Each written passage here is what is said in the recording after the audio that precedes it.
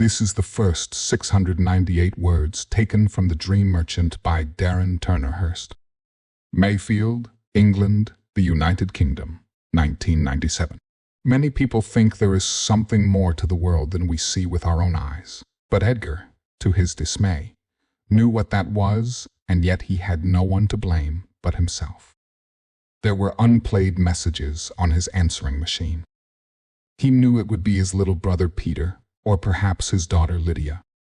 Whoever it was, he felt no desire or need to call them back. Instead, he sat on the floor facing the television, in a room covered in videotapes, with labels, with dates written on them in blue ink. The only one that ever got to see Edgar now was his Alsatian Juno. Named after the Roman goddess, Juno was lying behind him, her brown eyes closed, not fully asleep yet, as Edgar ejected another videotape. He wasn't sure how long he had been watching the tapes. At first, he watched them only to see his long-since-deceased daughter Victoria. It had been 19 years since she died, but the pain of a child's death never leaves their parents. After such pain, many men would turn to the bottle or take therapy, which Edgar did try, but decided it wasn't for him. No, Edgar wasn't like most men. Now an old man with wrinkled skin and gray hair, he felt like a shell of himself. Once, Edgar Knightley was one of the top men working at one of the world's most successful electronic companies, designing the newest and latest technological advances. He was a man with a vast intellect and low social skills, even before Victoria's death. Edgar saw it as nothing short of a miracle that he managed to find a woman to marry him and give him 2 daughters. Happiness never did last long for him.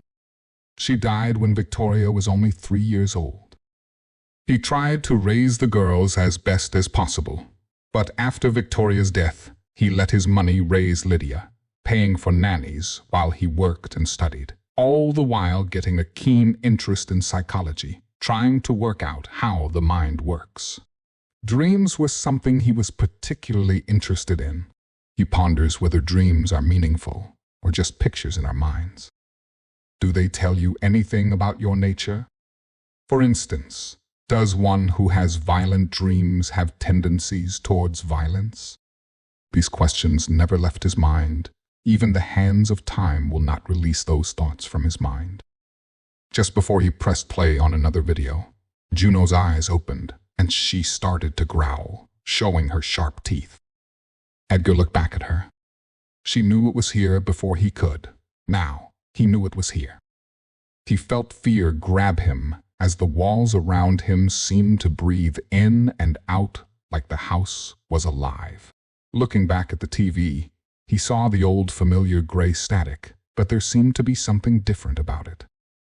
It seemed as if a skinny figure stood in it. Only its silhouette could be seen. The shape slowly points its right hand at Edgar, or perhaps it was pointing at something behind him. He quickly looked behind him, seeing Juno, standing up with her teeth showing, trying to threaten the demon. She could see it, far clearer than him. He stood, stepping away from the TV. The sudden sound of Juno barking makes Edgar jump in fright. Then he heard a familiar voice, that of a young girl. Daddy. He looked up, where he saw a most unusual sight: Victoria stuck in the ceiling, only her head and upper body visible, while the rest of her were under the old drywall. There was a long, skinny, pale arm, with a hand with abnormally long fingers that seemed to dig into the young girl's chest, drawing out little drops of blood that seemed to fall on the floor and disappear without making a mark on the carpet. Victoria cried out, Help me, Daddy. And it was a distressing sight for him, but he had to tell himself the truth, that the little girl he could see now wasn't there. You're not her. You're not real, he said again, as Juno continued barking. She screamed as another long hand came from the drywall, grabbing hold of her throat and pulling her in, making her disappear from Edgar's view. The chapter and the story continues in The Dream Merchant by Darren Turner Hurst, available on PegasusPublishers.com, Amazon, W.H. Smith's, Waterstones, and all other good book retailers.